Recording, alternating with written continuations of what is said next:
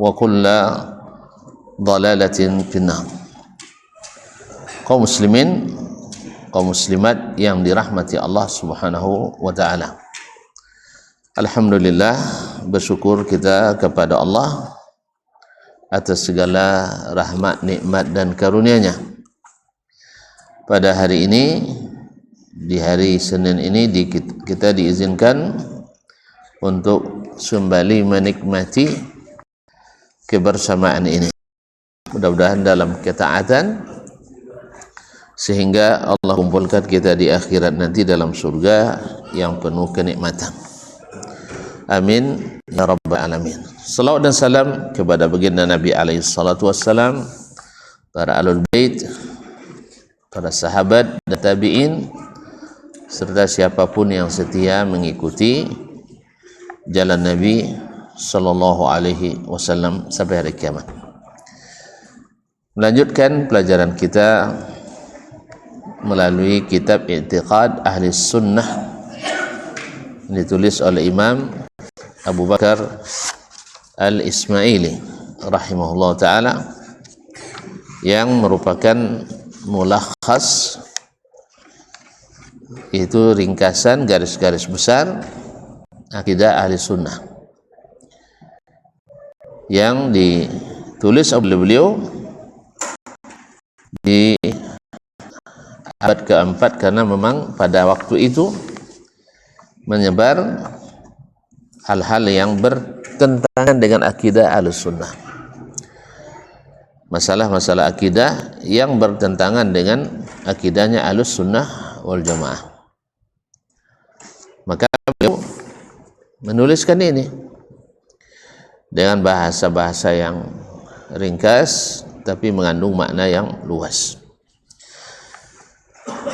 Setelah pertemuan sebelumnya, kita atau Syekh menyebutkan wajib atau di antara keyakinan Ahlus Sunnah, Ahlul Hadis adalah menerima semua yang dibicarakan oleh Al-Quran. Yang dikatakan oleh Al-Quran wajib diterima. Kalau maksud diterima tentu makna zahirnya. Menyimpangnya orang menyimpang adalah karena tidak menerima makna zahir. Tapi kalau makna menurut hawa, semua orang bisa menerima. Tapi yang dimaksud adalah menerima zahiran wa batinan, zahir dan batin. Wa sahhat bihi riwayatu Rasulullah sallallahu alaihi wasallam, dan apapun yang sahih, yang sabit dari Rasulullah sallallahu alaihi wasallam, la ma'dila amma warada bihi, tidak ada jalan kita untuk melenceng dari apa yang ada pada Al-Quran dan Sunnah. Wala sabila ila raddih, dan tidak ada pula jalan untuk menolaknya. Karena menolak tentu dengan dalil, dan kita tak punya dalil, tapi dalil akal. Dalil akal kalau bertentangan dengan dalil nakal, tidak mungkin kita mendahulukan dalil akal, karena dalil nakal itu lebih luas dari dalil akal. Buktinya ada akal yang menerima, ada akal yang menolak. Berarti tidak mungkin akal diikuti, karena ada akal yang menerima, ada akal yang menolak. Berarti yang menerima lebih luas akalnya daripada yang menolak, atau sebaliknya. Tidak masuk lagi ke dalam akalnya, berarti akalnya penuh atau sempit atau luas. Tak tahu muat lah, suara lu dah. Berarti akalnya sempit. Yang menerima akalnya luas. Bisa dia menerima, orang lain tak bisa terima. Jalannya, orang desa nemu awak bisa? Nemu mana lau ya? Tentu lau ya awak lah. Dan lebih mudah kita, lebih mudah mencerna, lebih cerdas. Sedangkan orang yang tidak mau, menerima, dia akalnya sempit, pikirannya picik, dan penuh dengan semak-semak syubhat. Tentu nak mau ditanam tauhid dulu, banyak syubhatnya. Nah, apa sebab tidak boleh ditolak, tidak boleh menyimpang daripadanya? Dijelaskan oleh Syekh, izkanu ma'murina bittiba'il kitabi wa sunnah. Sebab mereka itu diperintahkan untuk mengikuti Alkitab dan mengikuti As-Sunnah. Jangan dipaksa Al-Quran dan As-Sunnah mengikuti akal. Itu kan sama aja kita tolak maknanya zahir, lalu kita cari makna yang sesuai hawa kita, yang sesuai dengan pikiran. Sama aja kita mengatakan Al-Quran kalau tidak bicara seperti akal saya tolak. Makanya akhirnya supaya tidak berkesan menolak, ditakwilkanlah maknanya dari makna yang asli. Madmunan lahumul huda fihima, dan dijamin yang mengikuti keduanya terjamin dapat hidayah. Mashhudan lahum bi anna nabiyahum sallallahu alaihi wasallam yahdi ila siratal mustaqim. Mereka juga dapat kesaksian bahawa nabi mereka sallallahu alaihi wasallam telah menunjukkan jalan yang lurus.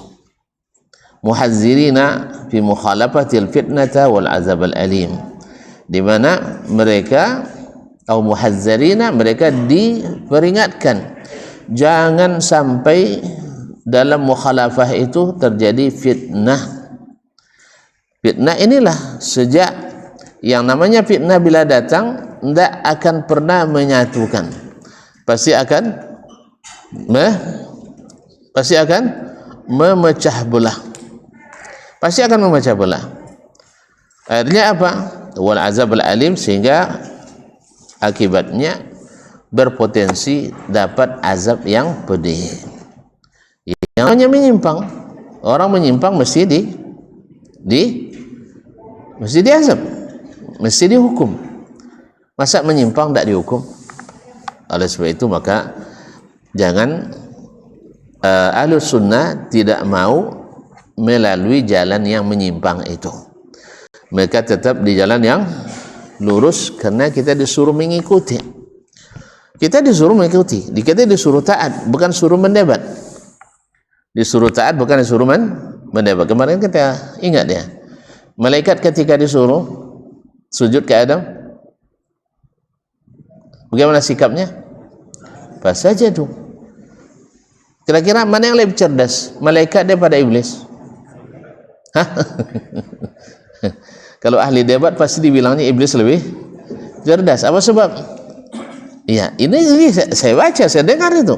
Ada mereka mengatakan iblis lebih cerdas dari malaikat. Kenapa? Dia langsung mencerna apa yang diperintahkan. Sedangkan malaikat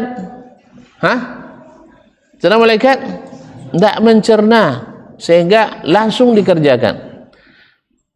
Gimana? Berarti cerdas iblis ya? Kalau kan sosek cak aja jadi oleh. Kalau kan sosek kena laknat, apa guna cadia? Kena laknat dan tersesat. Kan dihukum kafir, aba wastakbara wa kana minal kafirin. Izhab fa innaka rajim. Terlaknat. Tu dan jadi orang cerdik tapi terlaknat? Tak. Biarlah jadi yang cerdas tapi taat. Itulah contoh para malaikat. Ketika di langit diisi hanya oleh orang-orang yang cerdas dan taat, alhamdulillah tidak ada aliran-aliran. Di langit tidak ada aliran sesat. Apa sebab? Penduduknya cerdas dan taat. Di bumi cadia bongak. Banyak dan cadia bongak. Ayat tahu kau, cadia tak boleh dikuin, bongak tak umur, dia jauh. Ampek ganji 5 ganak. Itu dia. Biasanya nyebutnya ayo tapi ndak ayonya. Apa cara no? Inyo ayo tapi ndak ayo. Judul kan buat hukum ayo ikonnya kan. Atau sabuan di pembahasan inyo ndak ayo dah, tapi ya ayo. Karena inyo ndak ayo, maka hukumnya ndak sama aja ayo, walaupun ayo. Itu tiada kaji tak apa-apa. Kaya ini apa? Tapi ndak apa dah. Kalau apa? Jangan boleh lah. Ndak apa-apa je dah, diopong je lah. Pokoknya apa bisa diopong. Itu dia kaji tak apa-apa. Ini ayo tapi ndak ayo. Jalan tuan-tuan. Jalannya. Kasowo no. Buat khatam di palui. Jadi kamu sudah diuwi atau apa je pisau. Allah musta'an. Jadi sampai situ kemarin ya. Kemudian Syekh melanjutkan, karena di atas kaedah tadi akan dibangun semua yang akan dia sebutkan, yaitu menerima semua yang dikatakan oleh Alkitab dan yang sahih dari sunnah Nabi alaihi salatu wassalam. Tidak ada jalan mengelak, tidak ada jalan menolak. Mengelak itu namanya mandai. Menolak tangkau. Tidak ada nelok dah. Oleh sebab itu maka karena kalau nak selamat, ikutlah caranya malaikat. Cara malaikat, dengar dan taat. Bukan dengar tapi didebat. Dengar tapi didebat itu masyarakat bumi. Itu tidak sekian aliran sesat yang ada di permukaan bumi. Salah dan doh? Kau bau dong kau ya? Di langit ada aliran sesat. Maka dicoba di iblis buat aliran sesat di langit talau. Tak bisa, tak boleh lama si tanah. Kan ya? Tak kira tak bawa kami jadi. Ya, datuk awak tu dia ndak lek sedokek-dokek ni malaikat nampaknya kan selamat malaikat tu. Nembilin sangga itu je ni kuena. Jadi jangan heranlah bang kalau kini banyak ambil lahiran. Bela ni apa cara? Sang Nabi Adam ni Allah Taala nyabuin kayaknya iko musuha angga Adam ni kan ya? Kan ianya? Ata kicuir. Kata kicuir semuanya itu pohon-pohon yang penuh nikmat. Sacik tu tak tagang dari Allah Ta'ala. Apa penasaran juga kawan? Penasaran kan dia penasaran tu kan? Dan ditambah tahu-tahu ada iblis tadi. Dia tantu dek kalian nyanyinya. Dia kan tahu lu makan gabu dah kalian ni. Tak lu lampu tu dari duit. Kalau kalian makan ya, kokal kalian di surga. Bisa-bisa kalian jadi malaikat. Tak kicu tuan-tuan. Makanya kalau banyak tak kicu cadik-cadik kini, ni macam Qurannya tapi tak kicu aja. Jangan heran lah. Ni memang ayat ada lu. Tak kicu dengan tarang. Debang yang jelas tertipu juga. Apalagi yang seperti sekarang ini. Ya ndak joleh dah kan? Kena atur dah. Mana musuh mana kawan. Asal pandai berpidato, pandai berretorika, kau kawan ngenyanya. Kan ya? Kan kalau orang tak kicau di situ dia tak tentu. Allah musta'an. Nah, dibangun di atas tadi. Semua yang datang wajib diterima. Qala al-muallif rahimahullah wa ya'taqiduna anna Allah Ta'ala mad'un bi asma'ihil husna. Mereka berkeyakinan. Siapa mereka? Ahlus sunnah. Berkeyakinan anna Allah Ta'ala mad'un bi asma'ihi. Bahwasanya Allah SWT diseru, dipanggil dengan nama-namanya al-husna. Kalimat mad'u di sini diseru, tapi bisa juga dimaknai dengan diibadati. Karena doa adalah ibadah. Wa annal masajida lillah fala tad'u ma'allahi ahada. Sesungguhnya tempat-tempat sujud itu atau sujud-sujud itu sendiri, masjid-masjid itu adalah milik Allah.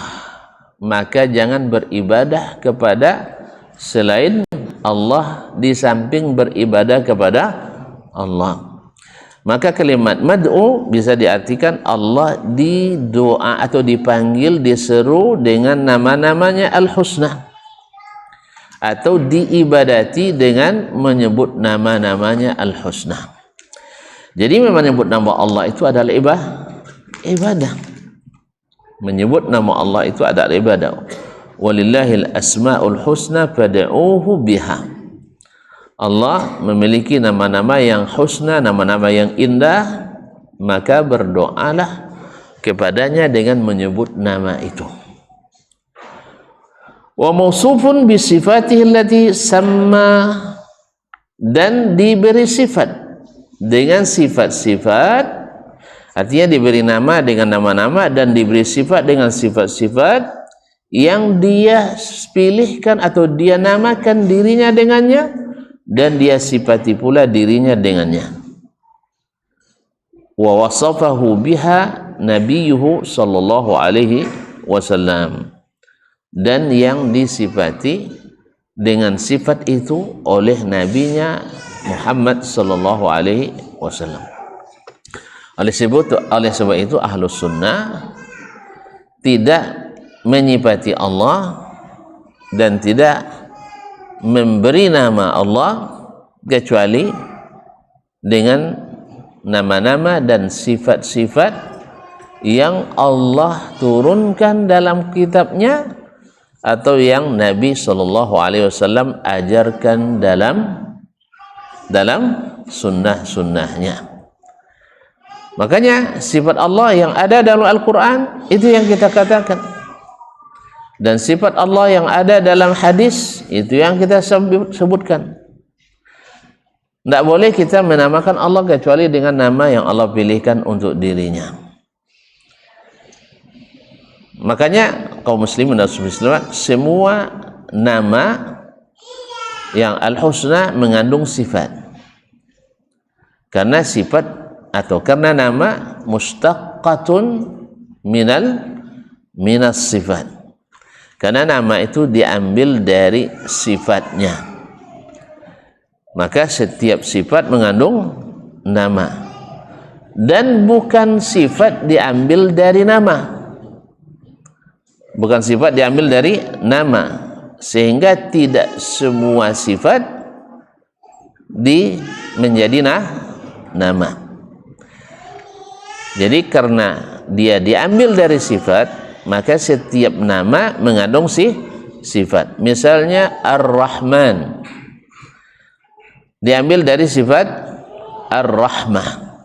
Maka ketika kita menyebut Allah dengan Ar-Rahman, salah satu namanya, maka sifatnya mesti ada, yaitu Ar-Rahmah, kasih sayang.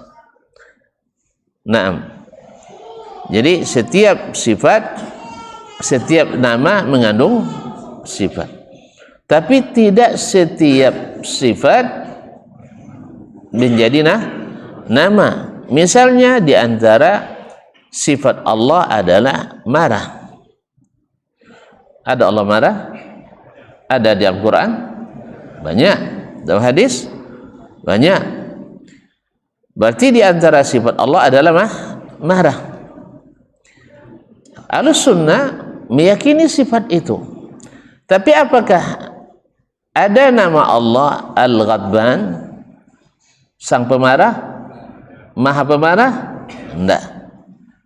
Jadi Allah pemarah, di antara sifatnya adalah pemarah, tetapi dia tidak memiliki nama Al-Ghadban atau Al-Ghaddab atau Al-Ghadib.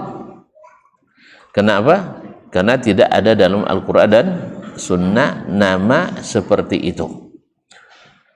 Taib. Di antara sifat Allah adalah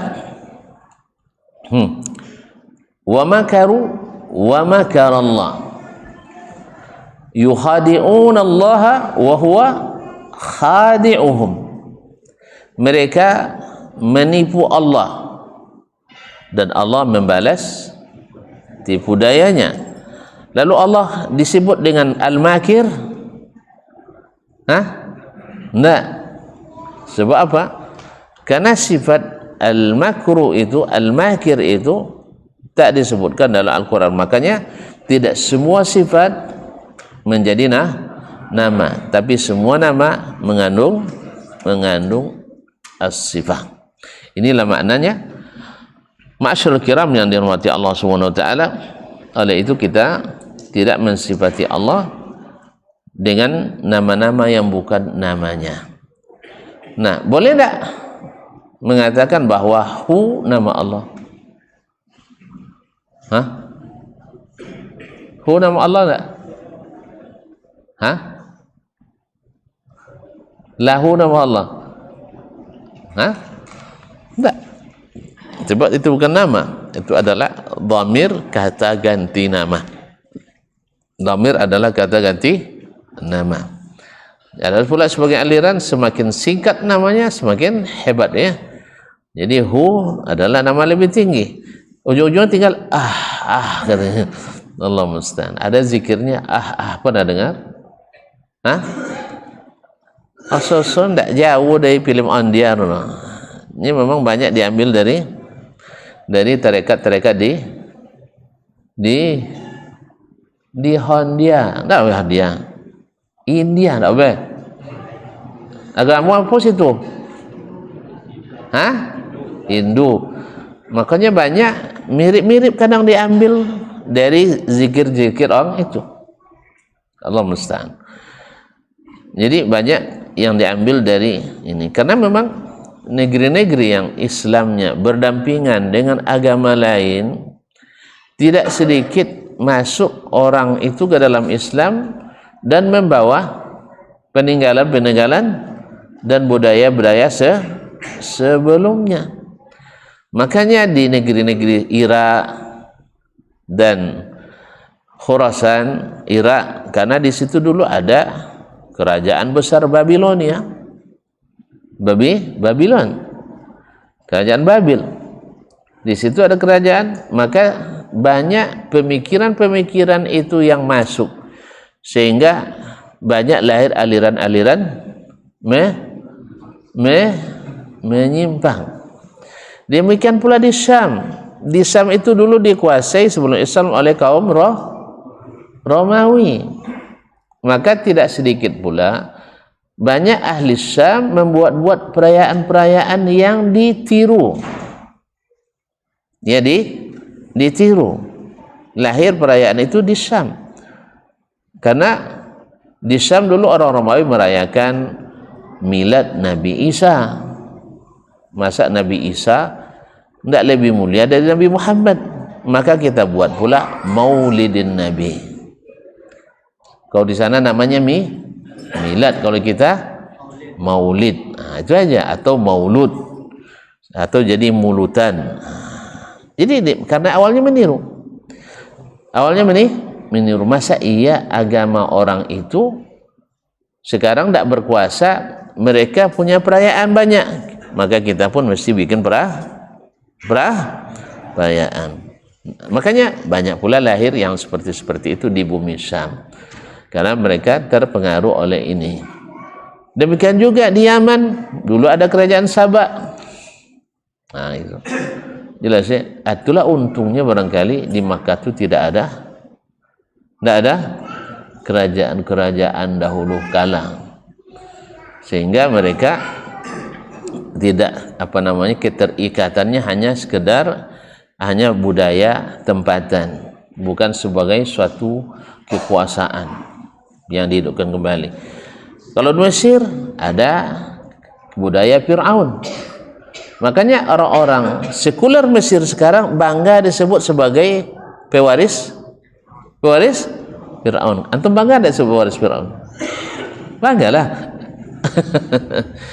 Karena bagi mereka Fir'aun itu gelar kebesaran. Gelar kebesaran. Jadi dianggap sebagai kebudayaan yang harus dihidupkan kembali. Akhirnya atas nama kearifan lokal, akhirnya orang Islam pun menganggap menyamakan diri dengan Fir'aun bukan sesuatu yang terhalang. Ya kan, tradisi cuma masa dikerasin sekali. Akhirnya sama juga dengan kita. Ini kan tradisi dan kearifan lokal. Iya kan, banyak faedahnya, bisa ngumpul-ngumpul, bisa silaturahim, bisa cari jodoh, dan sebagainya.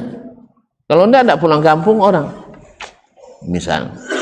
Jadi alasan-alasan itu yang membuat mereka. Ma'asyul kiram dirahmati Allah. Demikian juga penyimpangan pemikiran tentang akidah juga lahir dari berinteraksi dengan orang-orang yang tidak seagama dengan kita, akhirnya ditiru atau dicontek. Baiklah kaum muslimin dan muslimat dirahmati Allah. Kemudian Syekh melanjutkan, di antaranya adalah qala al-muallif rahimahullah khalaqa adama biyadihi. Sekarang Syekh mengatakan sesuatu, mulai masuk ke tadi kan secara normatif bahwa nama-nama Allah, sifat-sifat Allah tidak kita ambil kecuali dari Al-Quran dan Sunnah. Nah, sekarang ini contohnya, tidak masuk tidak kira-kira akidah ini sama kita. Kalau sudah mau nerima berarti masuk, kalau belum ulang dari awal kembali ke kaidah tadi. Semua yang ada dalam Al-Quran, semua yang ada dalam hadis wajib diterima. Yang diterima maksudnya makna dan lafaznya. Ini sebagian orang, enggak, kami terima kok, tapi maknanya enggak seperti yang kamu pahami katanya. Saya enggak memahami kecuali yang disebut dalam Quran dan yang dipahami seperti itu oleh Nabi dan para sahabatnya. Buktinya enggak ada takwil itu di Nabi. Enggak ada Nabi mengatakan, hati-hati ya. Kalau Allah bilang kalau kalian bilang Allah punya tangan sama dengan makhluk nanti, enggak ada. Tapi Nabi beratus kali membacakannya, mungkin beribu kali membacakan ayat ini kepada para sahabat. Tak sekalipun beliau menafsirkan tangan itu kecuali dengan tangan itu. Tak ada dia mengatakan, hati-hati, kok tangan, tak tanganmu kasih, tak nih, kok tangan doanya kan itu. Nanti jadi musabbihah kita, jadi mujassimah kita. Tak ada. Padahal kalau itu dia khawatirkan, tak boleh Nabi melambatkan keterangan itu. Karena ta'khirul bayan an waqtil hajati la yajuz. Tak boleh melambatkan keterangan di saat dibutuhkan. Karena masalahnya sesat atau dapat hidayah. Lalu Nabi tidak ingatkan. Kok Quran ya dunia Rasulullah. Nah itu muka sudah denangnya kan. Bukankah Nabi menafsirkan yang keliru itu? Misalnya ketika Nabi mengatakan menafsirkan ayat allazina amanu wa lam yalbisu imanahum bidzulmin ulaika lahumul amnu wa hum muhtadun. Orang-orang yang beriman tidak mencampurkan keimanannya dengan kezaliman, mereka lah yang aman dan mereka lah yang dapat hidayah. Sahabat dapat ayat ini kayak petir di siang bolong, takut mereka. Siapa di antara kita yang tidak menzalimi dirinya?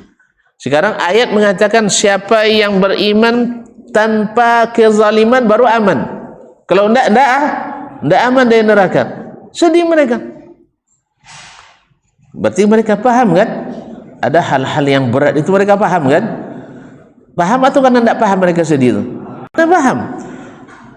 Tapi ternyata pemahaman ini keliru. Khawatir mereka. Akhirnya Nabi katakan, alam tasma'u qawlal abdi salih. Bukankah kalian mendengar perkataan hamba Allah yang salih? Wa idh qala Luqmanu libnihi wa huwa ya'idhuhu ya bunayya la tusyrik billah inna syirka la zulmun azim. Berarti yang dimaksud di sini yang tidak aman dari neraka itu adalah zalim, yaitu syirik. Karena orang-orang yang zalim dalam Al-Quran adalah orang-orang musyrik dan kafirin. Baru mereka aman. Tapi tidak pernah mereka masa khawatir, ya Allah, kalau Allah punya tangan, ini bahaya nih keyakinan.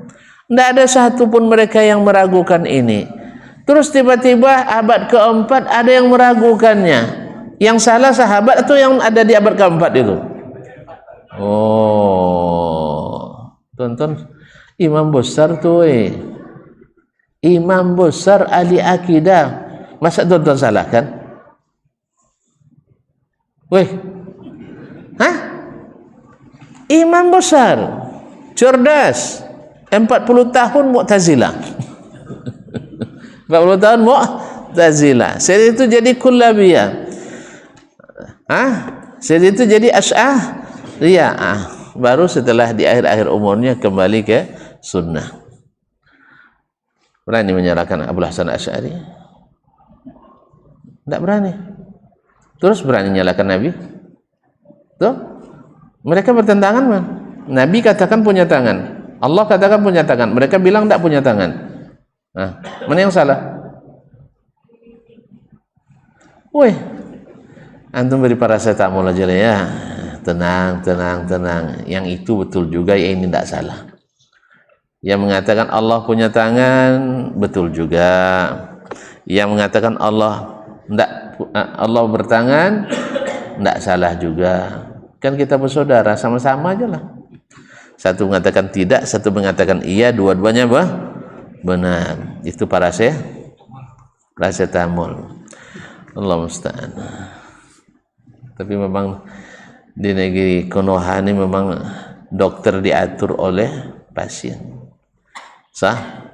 Bapak ini obatnya harus begini. Nah, kalau gitu tidak bisa keluar aja rumah sakitnya dokter kan ya. Diancam keluar, dokter kan takut pula, tak dapat job kan. Akhirnya, udah usah lah Pak, kalau gitu Bapak ini aja lah obatnya. Jadi kadang-kadang kita ulama di negeri ini juga diancam oleh masyarakat. Nah, sehingga karena takut diancam, maka majelis ulamanya harus punya backing. Apa backingnya? Ormas. Makanya kalau nak jadi anggota MUI harus utusan ormas. Oke ya? Pak Yawan deh, Susah Dasman utusan apa? Kan ya? Nanti kalau ada masalah tidak ada backingannya.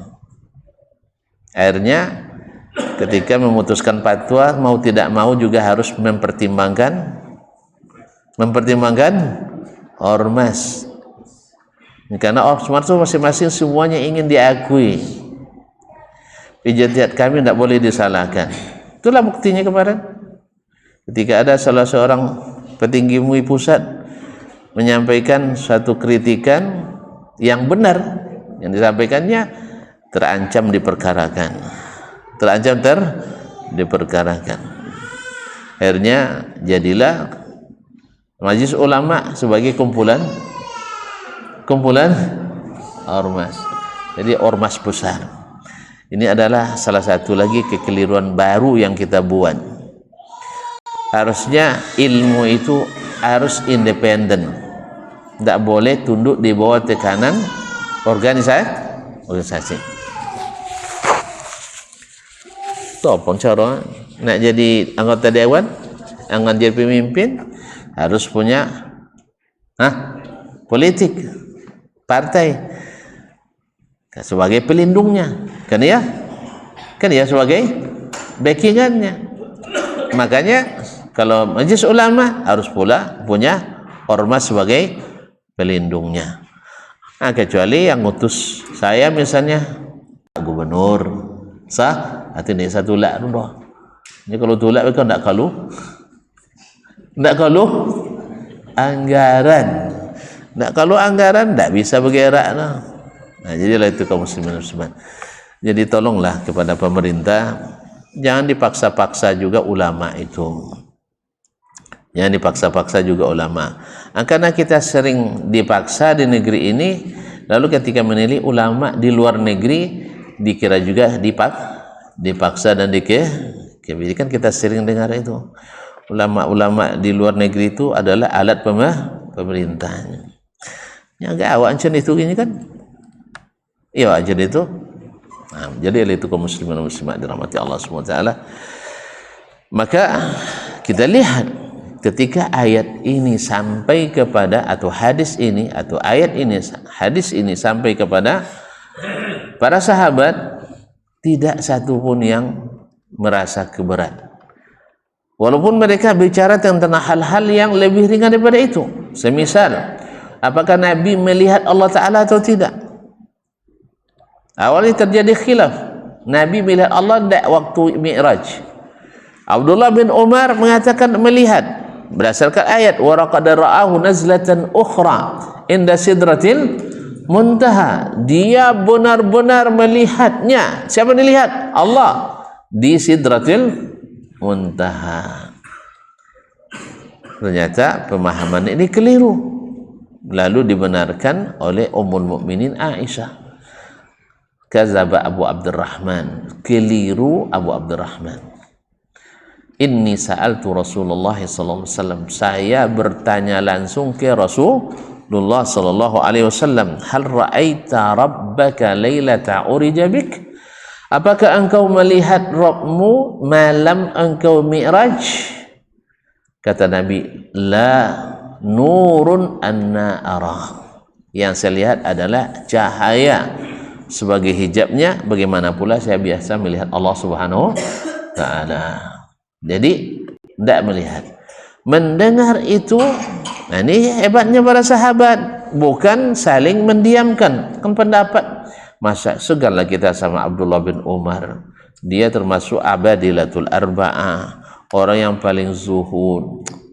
Tuh, gara-gara itu tidak boleh disalahkan, karena memang saat itu orang suka disalahkan dengan ilmu. Kalau kita pantang disalahkan, itu masalahnya. Karena sehingga ketika pantang disalahkan, dianggaplah menyalahkan itu merendahkan. Akhirnya bertahan menegakkan benang putih. Benang putih, tidak benang basah ya. benang hancur. Jadi Allah musta'an. Jadi kaum muslimin, tidak, bagi sahabat itu biasa. Apa dasarnya? Hadis, bukan pemikiran. Kalau balik ke pemikiran, mungkin saja, mungkin saja, apalagi didukung dengan ayat ini. Tetapi Ummul Mukminin membenarkan pendapat itu. Tidak, bukan benarkan, meluruskan pendapat yang salah itu. Sejak itu Abdullah bin Umar merujuk kepada apa yang disampaikan oleh Ummul Mukminin Aisyah radhiyallahu anha. Nah, kadang kan ini tidak pernah didebat oleh sahabat. Makanya Imam Ahmad ketika berdebat dengan Ahmad bin Abi Du'ad, bawa satu huruf saja dari Al-Quran atau Sunnah yang mengatakan apa yang Anda katakan, saya akan ikut pendapat Anda. Itu yang tidak dapat didatangkan orang itu, karena memang tidak ada. Kita sekarang nih, kalau memang ada riwayat dari Nabi atau dari sahabat yang mengingkari Allah memiliki tangan, ya kita angkat tangan, sah? Kita angkat tangan, kita paksakan juga. Oh, ini maknanya Allah menciptakan Adam dengan kekuasaannya, bukan dengan tangannya. Tapi tidak ada yang seperti itu. Qala al-muallif khalaqa Adama biyadihi. Allah menciptakan Adam dengan tangannya. Apa dia memandangnya? Masuk kau tu sabut. Ini lain tanah lain lo sesuai aura. Masuk kau tu bang?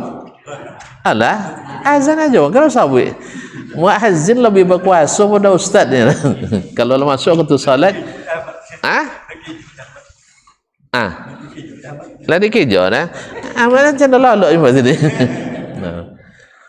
Ya, silakan azan dulu nak.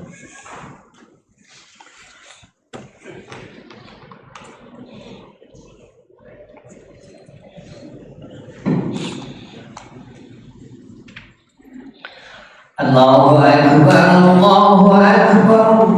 Allahu Akbar. Allahu Akbar, Allahu Akbar. Allah. Asyhadu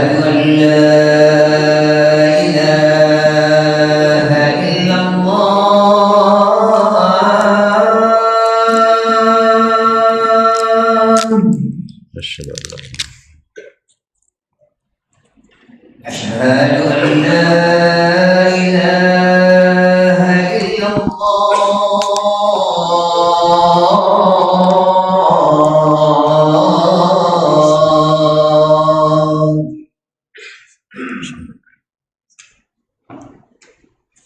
أشهد أن محمد رسول الله.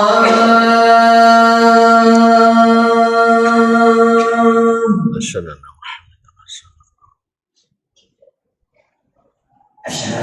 أن محمد رسول الله. أشهد أن محمد رسول الله. أشهد أن حي على الصلاة. لا حول.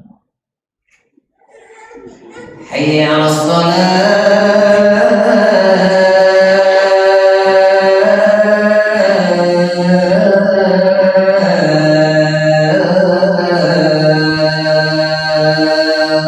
لا حول. حي على الفلاح. لا حول. حي على الفلاح.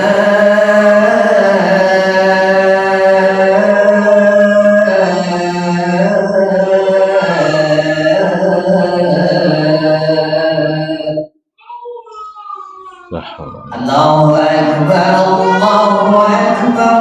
الله أكبر الله. لا إله إلا الله. ونشهد أن لا إله. اللهم صل على محمد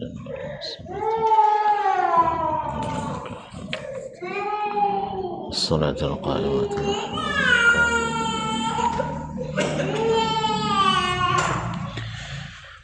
Baik, kaum muslimin, kaum muslimat dirahmati Allah. Khalaqa Adama biyadih. Allah menciptakan Adam dengan tangannya sendiri. Di mana keyakinan itu diambil? Dari perkataan Allah sendiri. Dari perkataan Allah, ma mana'aka an tasjuda lima khalaqtu biyadai. Ma mana'aka an tasjuda lima khalaqtu biyadai. Iblis, apa yang membuat kamu tidak mau sujud kepada hamba yang aku ciptakan dengan kedua tanganku?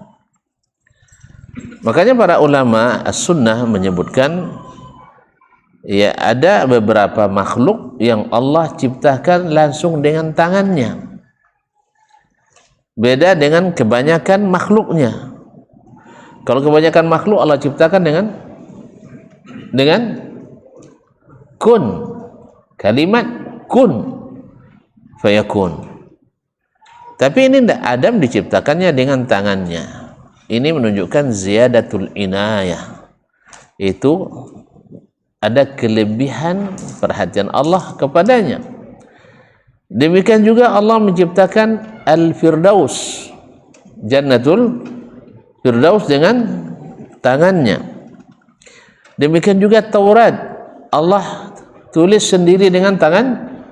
Nah, ini lango de uang apa kah mutakallimin, kata-katakan ini kita musyabbihah. Karena bagi mereka meyakini makna sama dengan meyakini kaifiyat. Sedangkan Ahlus Sunnah tidak. Ahlus Sunnah mengatakan Allah punya tangan, tapi tidak meyakini seperti tangan makhluk. Artinya kaifiyatnya tidak kita ketahui. Tapi tangan ma'ruf, kan tahu tangannya kan? Tapi seperti apa tangan Allah, kita nggak tahu. Oh, enggak, kalau gitu nanti mesti sama. Enggak mesti sama. Karena tuh ketika bicara tentang tangan pintu, terbayang deh tuan-tuan tangan Dasman? Kan enggak ada. Bahu jalan, ada bahu jalan? Itu terbayang bahu dan? Enggak. Muka buku, itu tak kena muka awak? Enggak ada kan? Itu ketika sabit wajah Allah, kok terbayang wajah Dasman? Berarti antum ada penyakit dalam pikirannya. Kan ada penyakit, ada masalah di cara berpikir. Antara makhluk dengan makhluk saja tidak sama antum percaya. Masa antara Allah dengan makhluk antum tidak yakin berbeda. Nah, berarti ada kerusakan cara berpikir. Diperbaiki itu, buang sampah-sampah itu. Kan ilmu-ilmu filsafat mengenai akidah dan filsafat itu kan sampah semua itu, sampah pemikiran. Yang memiliki teori itu tidak tahu dia siapa nama Allah, nama Tuhannya. Dia tidak tahu. Karena asyik berdebat aja, asyik berpikir, asyik melamun, merenung. Dia mengatakan segala sesuatu ini ada penciptanya, tapi siapa penciptanya tidak tahu. Ini yang harus kita ikuti, tidak tahu dia penciptanya. Tapi dia menyebutkan faktor X. Jadi istilah faktor X lahir dari filsafat Aristoteles. Segala sesuatu yang tidak diketahui namanya faktor X. Jadi antum nak menyamakan atau mengajak kita sama berpikirnya dengan Aris yang tidak mengenal Allah, tidak mengenal Tuhannya. Akhirnya nanti sifat-sifat Allah ditanggalkan semua, sehingga Allah tidak punya sifat yang membuat dia tinggi, dimuliakan, ditakzim di sisi kita. Semua ditakwilkan. Karena apa? Karena kalau diiyakan nanti mesti menyamakan. Nabi sendiri yang mengajarkan, tidak mengatakan sama. Allah sendiri yang mengatakan tidak sama. Laisa kamitslihi syai'un. Kenapa antum mengatakan mesti sama? Nabi mengajarkan tidak mesti sama. Dia yang mengatakan lafaz yadun itu. Taib, bal yadahu mabsutatani wa yunfiqu kaifa yasha'. Akan tetapi kedua tangan Allah itu terbentang dan memberikan, menafkahi hamba-hambanya seperti yang dia kehendaki. Ini kan jawaban terhadap perkataan orang Yahudi, wa qalatil yahudu yadullahi maghlulah. Orang-orang Yahudi menuduh tangan Allah terbelenggu. Karena mereka merasa Allah tidak mencurahkan seluruh. Itu kan mereka minta lebih terus. Yang nama Yahudi, na'udzubillah, minta terus. Akhirnya mereka katakan yadullahi maghlulah, tangan Allah terbelenggu. Artinya bahasa menandakan Allah itu kedekut. La haula wala quwwata illa billah. Allah dikatakannya kedekut. Lalu Allah jawab, bal yadahu, atau sebelumnya Allah katakan ghullat aydihim. Justru tangan mereka yang terbelenggu. Orang Yahudi itu yang kikir. Tonton tahu enggak? Orang Yahudi itu cerdas. Tahu kan? Tahu enggak orang Yahudi itu penakut? Tahu kan? Orang penakut biasanya kedekut. Apa bukti kedekutnya? Apa bukti kedekutnya? Tonton masih ingat tentang telaga yang dijualnya air 1 ember dengan harga seember kurma. Mahal apa murah? Awak kalau boleh ambil ayunya, ambil layung. Kalau 2 ember ni bawa piti boleh layung kan ya? Kan tak boleh jual ayu lah. Hanya dijual 2 seember ayu, seember kurma. Tanda pemurah, tanda kiki. Jadi bapak cara di zaman uang susah ayu dijual ayu mahal. Makanya kenaikan harga melonjak itu selalu di belakangnya orang Yahudi. Jadi mereka itu kikir, sehingga persangkaannya pun buruk pada Allah. Setelah Allah memberi apa yang mereka minta, mereka nak ngatur Allah SWT. Minta harus dibaik. Kalau tidak, sabi awak kiki, dia nyanyi kiki, sangka awak kiki. Makanya jangan dibuang-buang perangai dah. Buang sangkaan kita pada orang lain sama Allah sendiri. Buruk sangkaan mereka. Lalu katakan ulat aidihim, tangan mereka yang terbelenggu. Lalu Allah katakan bal yadahu mabsutatani, tetapi kedua tangan Allah itu terbentang. Nah, dalam masalah ini ada dua golongan ahli kalam atau dua golongan ahli bid'ah menolak. Satu menolak langsung, tidak mungkin ini diterima karena ini merusak tauhid. Karena Allah itu tidak boleh diserupakan dengan makhluk. Menerima Allah punya tangan berarti menyerupakan dengan makhluk. Ini akidah. Menurut mereka akidah Yahudi dunia. Yahudinya.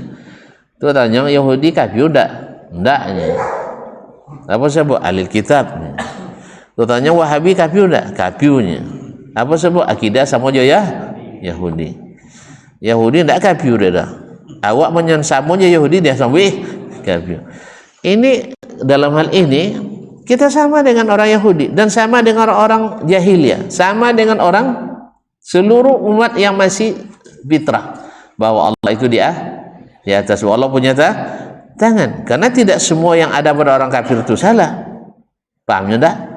Tidak semua yang diyakini orang kafir itu salah. Sebagaimana tidak semua yang diyakini orang Islam bukan keyakinan Islam. Itu betul. Karena yang meyakini Allah tidak punya tangan, Islam itu tidak orang Islam. Tapi betul tidak keyakinannya? Tidak, salah. Jelas? Nah, jadi kaum muslimin dan muslimat dirahmati Allah SWT, lalu Allah katakan balian mustatan yunfiqu kaifa yasha. Kemudian Allah katakan jadi orang menolak dengan alasan nak mensucikan Allah. Jadi kalau alasannya niatnya baik mesti benar. Nah, ini kan salah lagi. Tidak semua yang berniat baik hasilnya benar. Taib. Yang kedua adalah dengan menakwilkannya. Ujungnya hanya menolak juga. Karena takwil tanpa dalil. Dalilnya apa? Perkiraan. Masa perkiraan lebih besar, lebih kuat daripada yang datang dari Allah atau yang disebutkan oleh Rasulullah sallallahu alaihi wasallam. Ma'asyarul kiram, karena waktu sudah maka kita insyaallah sempurnakan pembahasannya di waktu yang akan datang, yang intinya adalah bahwasanya semua yang datang dari Allah dan Rasul wajib diikuti, wajib diyakini. Kalau tidak berarti kita jadi orang tongkau atau mandai, dan itu tidak disukai. Wabillahi taufiq wal hidayah. Wallahu taala alam. Wassallallahu ala nabiyyina Muhammadin wasallam. Wa subhanakallah bihamdik asyhadu an la ilaha illa anta astaghfiruka wa atubu ilaik. Wassalamu alaikum warahmatullahi wabarakatuh.